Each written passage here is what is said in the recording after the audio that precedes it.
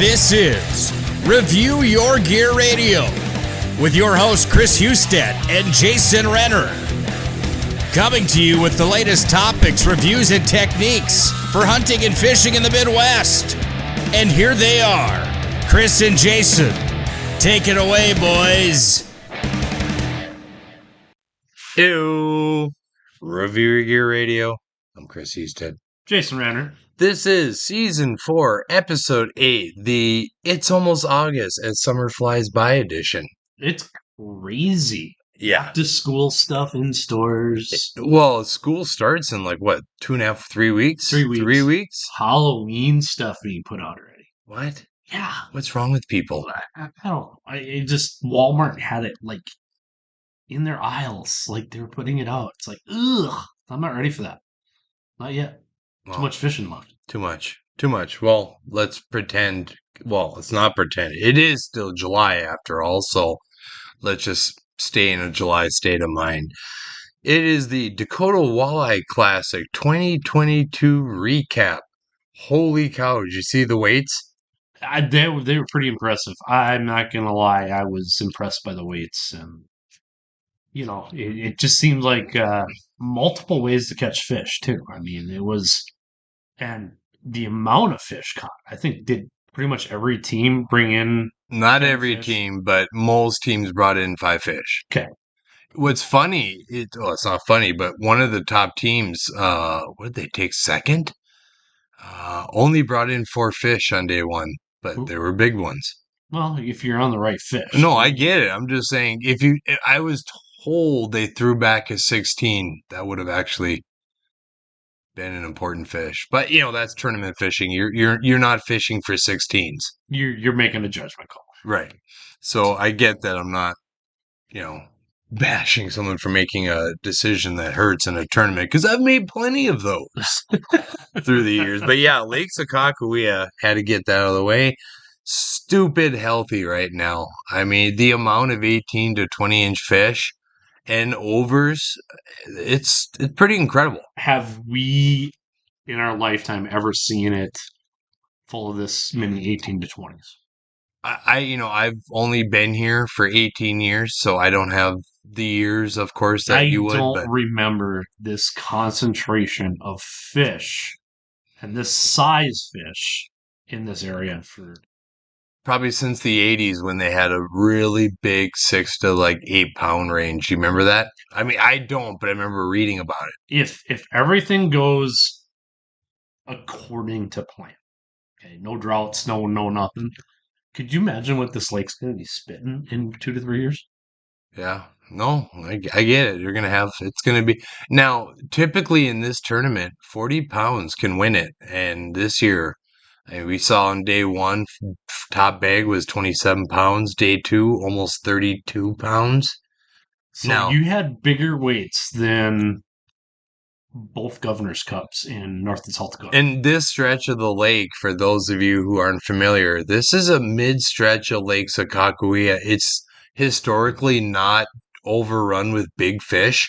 It's just a very hit and miss. They're on the go. Fish are on the move, But hats off to the winners and anyone in the top 10 for that matter. Definitely a few names we recognize, but it was tough fishing for us. But besides the big money, yes, I'm gonna throw this. Besides the big money, do you think that these 2 tournaments in a row are the best sticks in the state?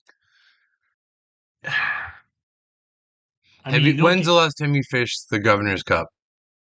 For me, it's been about 6 years. I've never fished the Cup. Okay, you have a lot of people that love fishing the tournament. It's like their vacation. You get guys from out of state. You get guys from all over in that one. What is there, 252 teams? 290. Is that what it is now? Was it or maybe 260 or something? Okay, I thought it was something. It's somewhere around 250 or something like that. But I would say, and I might get killed for this, but it seems like there's about half of the field is really competitive in that one, and half of them just are happy to be there. Does that make sense? Okay, I got it. No, that makes so it's sense. not as, but don't get me wrong. it's a coveted, and it's loaded with great sticks. So I'm not downplaying the tournament. I'm just saying for a tournament that size, there's a lot of, you know, guys There that don't does take it seem to as be, serious. you got a lot of your best guys from Minot. You got your best guys from Bismarck, and there seems to be even carryover from Devil's Lake guys that I Here's looked the at today. problem if there is one, and I can tell you this firsthand. It's really hard to fish both. Yeah, there's It's two guys that weeks do it. and it's two Yeah, weeks in a row, two different stretches of the lake. There's very little overlap. You're fishing differently. It's 2 weeks. It's a grind. And the last time I did it, I said I'm just doing one, and I picked the DWC from here on out. But I may get or try to get back in the Governor's Cup someday.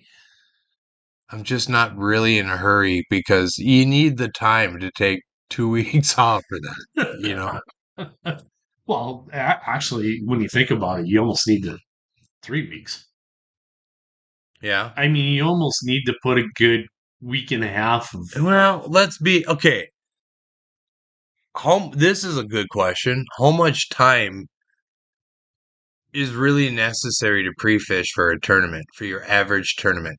I, you know what? I think because the more I talk to people, they don't find their fish in their A spot most of the time until a day or two before, or it's the opposite, or it was the weekend before. It's always the opposite for me. I always seem to have good fish going 5 days, 4 days prior, and then as it gets close to the tournament, I stay away from that. I try to stay away from that. Yeah. And if I go back, it's just scan only. Point is, uh, it seems like I don't do as well right before the tournament because we're always trying weird stuff that just doesn't pan out. So does trying the weird stuff get you out of your groove Maybe. of what you were doing that you knew produced fish? Well, okay. This brings up the next topic. Best cranks for suspended walleyes. Now, I posted that pic, one of the pics I took pre-fishing of, Demo mode. yeah, you know what I'm saying. But um, it was something that I stumbled upon and intrigued the heck out of me because when you look at that, to me, that's potentially winning fish right there.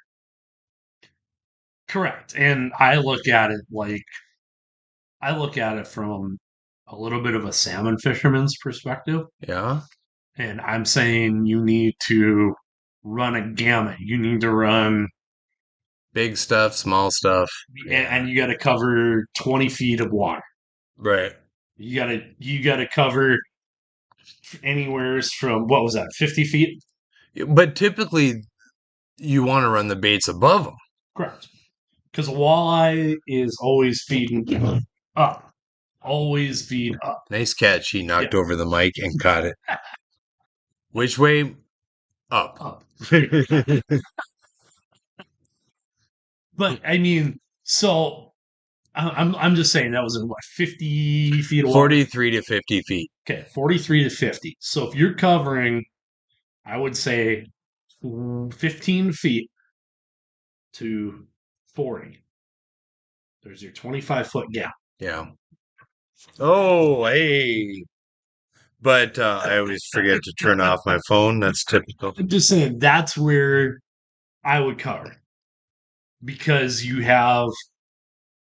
I think the fish are suspending. More than likely, they're in a chase. So if they see something appetizing, I bet you they'll chase 10, 15 feet. No problem. Because those are active fish. They were tough, though. I didn't run them much, but the few times I run it, we only got one strike. Now, again, if you're going for fish like that, I'm assuming they're not going to jump in the boat. You're going to have to grind. That'd be a 5 bite day, what you're going for. Correct. Because you have to have the right presentation in front of the right fish at the right time. We were using leg core, snap weights, and I was trying various cranks, but I just didn't have enough time. I wish I had more time to really figure that out. I think if you could run a 6-man spread and run dipsies off to the side.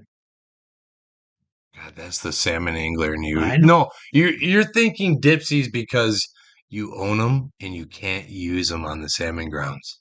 Oh, you can use them. You can use them when there's no one around. Yeah, how often is that when you're getting into late summer, early August? Not happening right now. Yeah. So, yeah, best cranks, I think, I was trying to match the hatch, the forge base, trying to put out smelt imitators, things of that nature. But I don't know. I think that's on my next tournament coming up in the north end of the lake. I may give the suspended bite another look. I think I have an idea for next year. Oh, you We're gonna do? try something for the Okay. suspendos. I know what you're going to say. What's that? Does it have anything to do with the picture you sent to me? Okay. Close, but no cigar. Okay. Interesting. Okay. Since we're talking gear, I'm going to keep talking because I did buy a Scheels tournament rod a few weeks ago when I mentioned it in the podcast, and I used the heck out of it. And I got to admit, I fell in love for a $99 rod. That thing rules at 8 feet 6 inches. It has, like, when I was loading up to set fish or set the hook, it was perfect. Sorry. I missed next to nothing on that thing. Correct, because it's loading. Yeah. Yeah, that's and by the way, it's a big caster. Yeah, what'd I say? I no, I'm just saying. But you hate it. Well, historically, you have historically, no. But I get used to it in a hurry. And I'm sorry to all the bass guys that voted for the flip and switch to go away. The flip and switch for us walleye guys, because you can just hit that button and feed them. Oh, it's a great feature. And I can't remember what is it. What brand is that reel again? That is Quantum Quantum, yeah, Accurist. Accurist or something. We butcher names. Yeah. That's what we do here. But no, I do love the rod. I love the combo. I'm gonna get another one. I'm gonna run 2 of those bad boys. Well, it's not a bad idea. It's great. Spread. Yeah, spread it out. The other thing is it's heavy enough to where you can run, if you had to, 2-ounce bottom mounters on there, no problem. And I did. Yeah. Yeah, no problems. No problem. No problems. No problems. Let's have some tales from the Chub Tank. Tales from the Chub Tank. This just in. I'm in a love-hate relationship with chubs. Right now, I hate them. That is all. No, we had a lot of chubs over this tournament. Some people had some luck with chubs. We didn't, and we definitely didn't have numbers. You were, hoping for a bite or two, and they're just the 18s, the 20s. They were just not touching them for us. So is chubs more of a back of the bay bite type thing? No. Or are you thinking it's No. What I think it is right now on the lake, in my opinion, they seem to be wanting smaller stuff, smaller baits. I don't know if it's. Well, I think there's a huge smell challenge. You saw what I posted, those little 2-inch smelt fry. Stuff like, my bigger baits, reef runners, bandits, tail dancers, etc. Those baits, I did not have good luck. I caught a few, but overall, I was having better luck on like flicker 7s and 9s, smaller stuff. The other thing I heard is there was a rumored leech die-off in the back of the bays. Okay. So hence why leeches were working. I did not notice a leech die-off. Why, were they floating? No, just they get to a certain temperature in the back of those. Oh. In the back of the bays, and they just it's teed up. It's easy food for them. My neighbor was one of the bay fishermen, and he said the day before the tournament they would have had easily 25 pounds. And day of the tournament, they just vanished. It's funny, that shallow bay bite, boy, that can be here today, gone tomorrow. It's crazy. You almost, and my buddies that took 15th in the Govs Cup, He goes, if I wouldn't have gave him that pin for where I caught those fish with Terry, uh, they would have been lost because they were fishing in a bay close by there, and those fish were gone. So they had. He goes, "Oh, I'm going out to Renner's Pin," and they found fish consistently there because that spot's consistent for fish because of its location and stuff. So, And plus, it's a renter spot, so you know it's good. I'm getting back to that. Just put it this way: next summer, now that my mom's house is done, turn that chapter. I think I could finally start to get back to fishing what I used to. Okay. I don't have that responsibility of that house, of the yard work, of the two houses. I mean, you know what it's like to try to fish and keep up with one house. Yeah, I don't do it. I fish. But seriously. No, I get it. We're gonna have chubs for the next tournament here in a few weeks up at Four Bears. I'm not gonna have a lot, just enough that for a day in the I tournament. think we need to scout that one spot that I found. I think we need to scout. I think there's some potential there. Well, at any rate, chubs. Chubs. I know I'm going to bring chubs and we're not going to use them. And if I don't bring chubs, I'm going to be like, why didn't I bring chubs? They're the necessary evil of tournament fishing, I feel. Oh, yeah. I agree.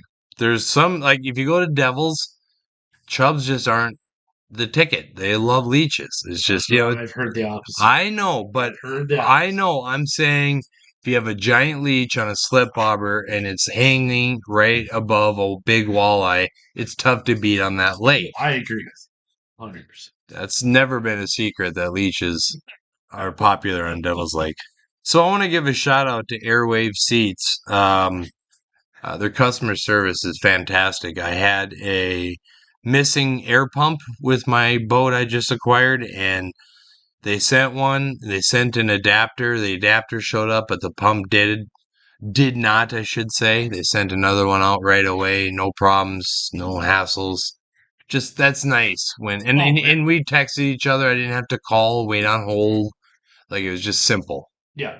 So what are you seeing as the differences between the air rides and per se the other brands? I've really only had a lot of experience with the airwaves, to be honest, because that's what Subi has in his boat. Mine are like flat, so I can't tell you how much I like them yet, because I need to, of course, pump them up. I think no matter what you go with, you're going to be happy with it. If you're going with smooth moves, was it Wave Pro? Wave Pro, yeah. Airwaves, whatever. They're all got pros and cons, it sounds. You go on the boards, you're going to hear one guy swear by one or the other, but at the end of the day, they're very nice. They don't give those things away. No. You see what the retail on these suckers are? They're around $1,000. They're around $1,000. Each. Smooth moves are what, about $850 now? Okay, I believe it. I mean, they're all up there. They're, but boy, if you're in big water, 4 or 5 footers, we did pump up Subi seats for the tournament. It was nice. It's nice. I'm not going to lie. I have a bad back. You know that. Mm-hmm. Anything I can do to take a little stress off that, I'm down with. So no, that's all good. I'll get to understand it. So I just wanted the main difference between the air waves and the smooth moves. The air waves more of a cushion down on the bottom, where the smooth moves is up on the seat. Correct? I don't really know. I really don't. It's one thing I never really looked into and how they all differ. Hey, smooth moves, send us a pair. I'll put them in my boat and we'll compare the two. There you go. So, best live bait rigs for walleye. What do you think is still the best way to rig for a walleye right now? If we're gonna go fishing tomorrow and you're gonna rig, what's the first rigs you put out? I think I put out one of the slow death rigs, whatever brand. Yeah. Whether it's plain or. I do like running the prop rigs in front of crawlers. Okay. But if I'm running leeches though, just a number 2 hook with one bead in front of it. Yeah, I get it. I'm old school. Like I really like a plain slow death rig. Nothing on it. Just the crawler spinning in there. And I still use those old Matsuo hooks Yeah. because I still have a ton of them. And they have the swivel on it. I only had line twist once in 4 days. So that was nice. I like that. Of course, smile blades, with a few beads in front. It's tough to beat. My buddy had really good luck with some of those PK Dakota discs. Time and place it is tough because when you're running traditional rigs and say the PKs, they kind of both shine in different speeds. Okay. So PK is slower or PK is faster. Okay. You seem to get more of that skipping action at about 1.1. Gotcha. Where we were having our best luck, I think, with the slow death rigs going about 0.7. Okay. Doesn't seem like a lot, but it's the little Yeah. things. It's the little things. Yeah, I guess I always when I'm running slow death with the props, I'm running it right around 0.9, so maybe Okay. a little quicker. A little quicker. A little quicker. A little quicker. What do you think? Should we take a break? I think it's time for a break. Time for a break. We'll be right back here on Revere Gear Radio. And we're back here on Revere Gear Radio. So where is A&S already in North Dakota? Ashtabula, Twin Lakes, in the southeast has got South, kind of off of the James River, that kind of area. Yep. Because the James River is notorious for it, even in South Dakota. How does Devil's Lake not have it? With the clarity of the water, and we're not biologists, never claimed to be, but the clarity, I guess it's dirtier now this year, but it's been clearer the past couple of years than we. Oh yeah, man, it's been that way for about 4 years. Yeah, I mean, but there still hasn't been one found, like not in a dock, not in a boat lift. You see what I'm saying? You can't tell me, and this is just a bold thing. You can't tell me there's not ANS of some kind in Devil's Lake. There's too many boats dock in there every single day. I'm gonna throw the game fish underneath the bus. I don't like to very often, but I think as far as ANS stuff, I don't think we are on the ball. But they were at the Governor's Cup with a ANS sniffing dog that I heard slowed down the. I mean, why pick on the tournaments? Why? But it's from Washington. What is? The dog was from Washington. What's it? They brought it in specifically for the tournament because of all the out-of-state boaters. Give me a break. I'm sorry, but every single day there's out-of-state boaters coming into our lakes. Correct. So, what about them? I mean, was it more a publicity stunt because of all the cameras there? I don't know. Where did that extra money? Isn't our licenses go up a couple of dollars this year for Correct. ANS? I mean, there is a team, there's a task force. What does it do? They're out there. They did publicize you could make some kits to put on your dock to attract. It's just too late. It's happening. It's moving around. You know where it's coming from, or at least the directions that 8% are coming from. You could have checkpoints on those major highways. You could have spray down. Do you see what I'm saying? Yep. I mean, this is not.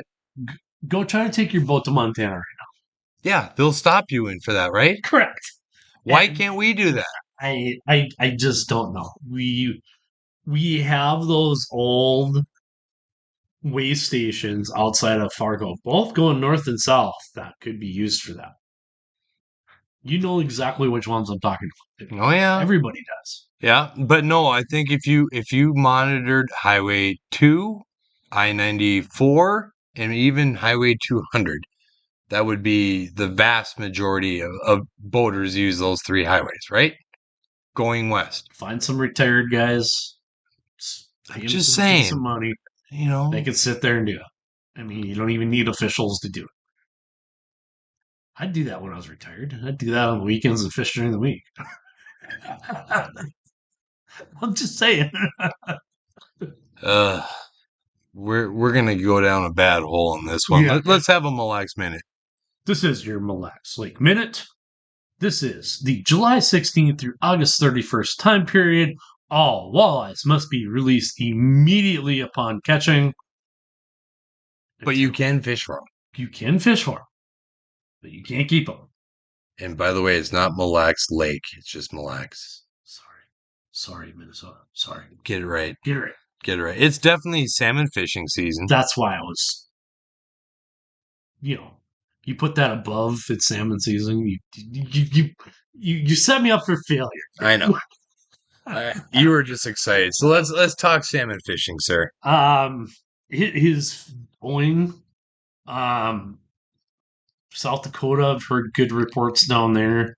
Montana's starting to pick up. Of course, Lake Sakakawea is starting to get going. My brother's put a few fish in the boat already. I plan on getting going this weekend somehow, some way. I do have a family reunion on Saturday, which Ooh, the wind was perfect Saturday. I know. But Just saying. I actually might take the boat down to Lake China because fishing's good right now down there. But it's not salmon. It's not salmon, yeah. But no, Sakakawea is good. And I'm hearing of usually when we hear better fish in July, better size wise, usually that means that the 2 or 3 year olds are in that 9-10 pound range. It means when the 4 year olds come, they're usually maybe a little bit stockier. Okay. So we might see some 11, 12 pound fish. This might be like 2014 again. I'm hoping it is. If it is, it was stupid good in August. Okay. But you're looking at depths right now, 85 to 115. Deep already. Oh yeah, we're deep. Deep 85 to 115. Lots of blues, greens, whites, typical. I'm sure there's some pinks being used out there. I think this year I'm going to go back to stacking. Okay. I've gotten away from that. So, for the folks that don't know, it's done quite a bit out. There's 2 different stacking rigs used out in the Great Lakes. There's slider rigs, which they're stationary. They slide up and down, usually the downrigger wires at certain depths. And then there's what we call slider rigs, which you take a clip that's usually got like a 6-foot lead on it. You clip it to the downrigger about 15 feet above your ball. Okay. So basically, what this does is runs 2 lures per downrigger. Can you do that? Yes, it's legal in the state of North Dakota. Okay. Didn't know that. Yep. So Just have to keep you in check. Make sure you're not cheating. no, I'm just kidding. But no, I think I'm getting back to it. I want to run more herring rigs and more spoons on those sliders, and I just used to catch a lot of fish on the sliders. You cover, like I talked about before, as far as Suspended, yeah. you're covering a wider area of, instead of if you're covering 10 feet with your downrigger balls, if you got 10 to 15 feet above that, you're covering 25 feet. So just what I'm thinking. Okay.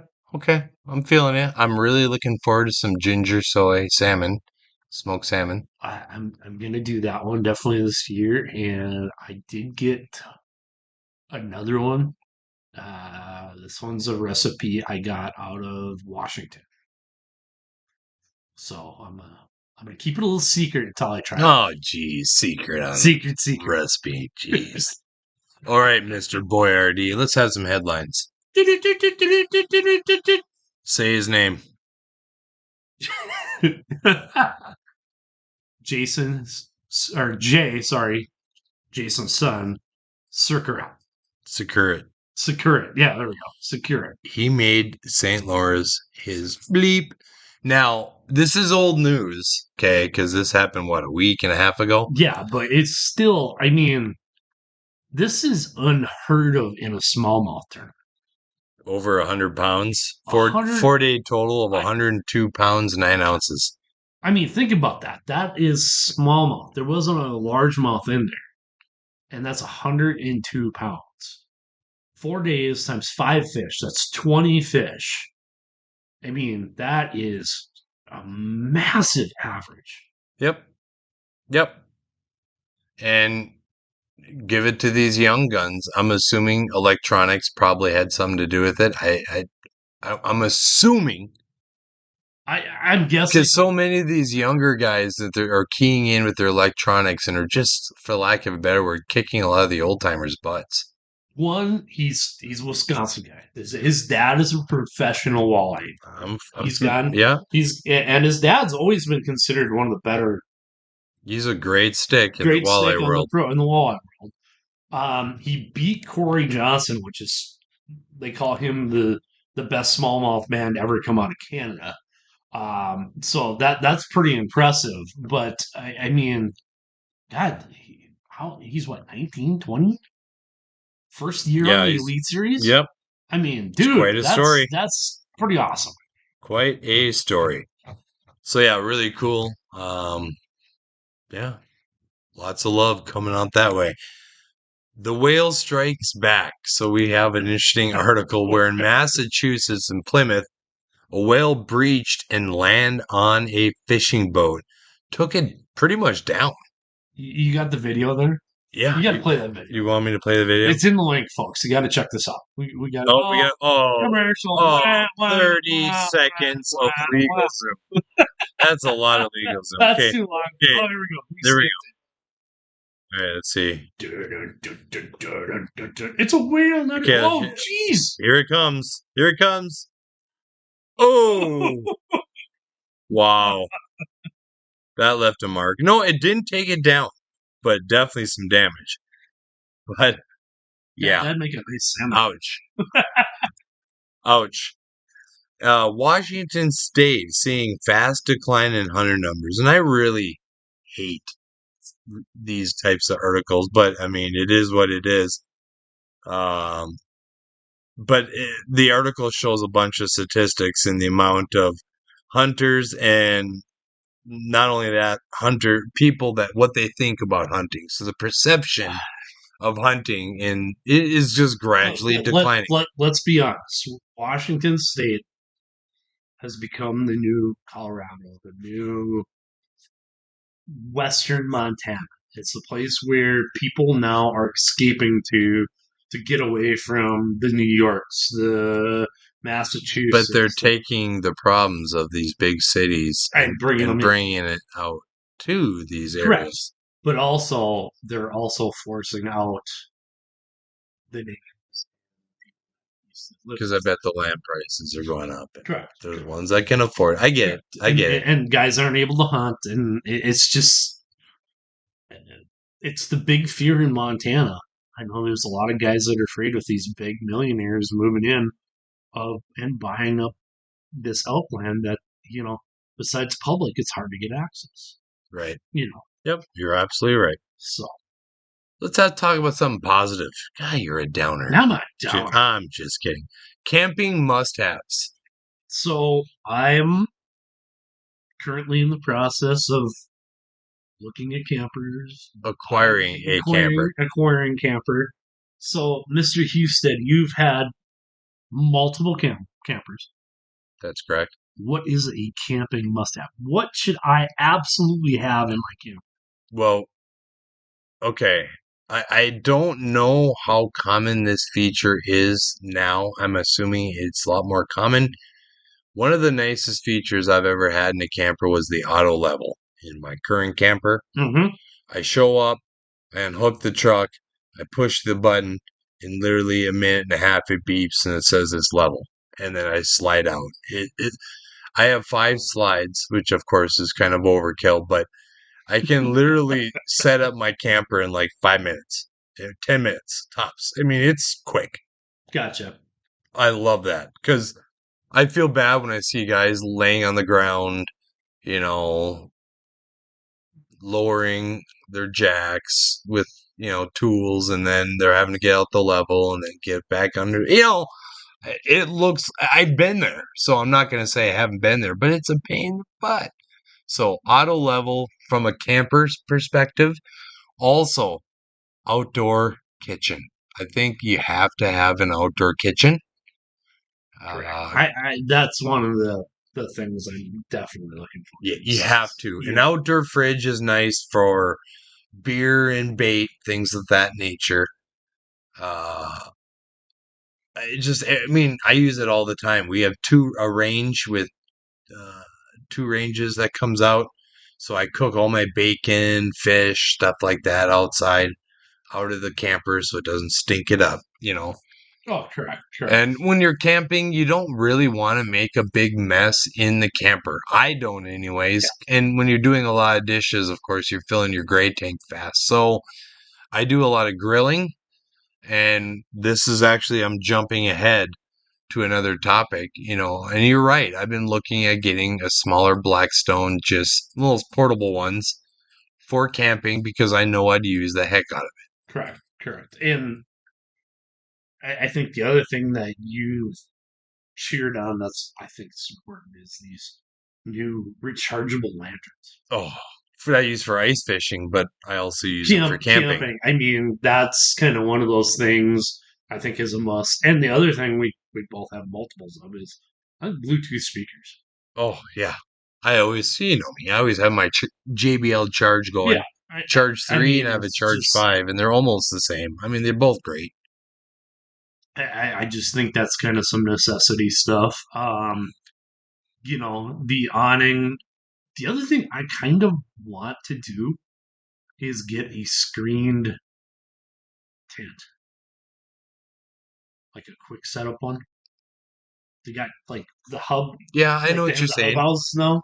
Yeah, but you really want to, the time it takes to set up a tent, and heaven forbid in North Dakota, it's windy. I saw a guy set one up at Dakota Waters the other week. Looked fun. They were in there having a good old time. And then the next morning, because I'm up early and they were up late, the wind completely destroyed it. I mean, just the thing was it looked, it was. Well, this one's kind of made by the same ones that makes, like, it's kind of similar to what the ice houses are. Okay, well, I get it, but generally the good thing about North Dakota is we don't have the mosquitoes as, like, other states do, like in lake country. Oh, God, I grew up in Minnesota. You just knew when the sun goes down for about 45 minutes, it's going to be a struggle.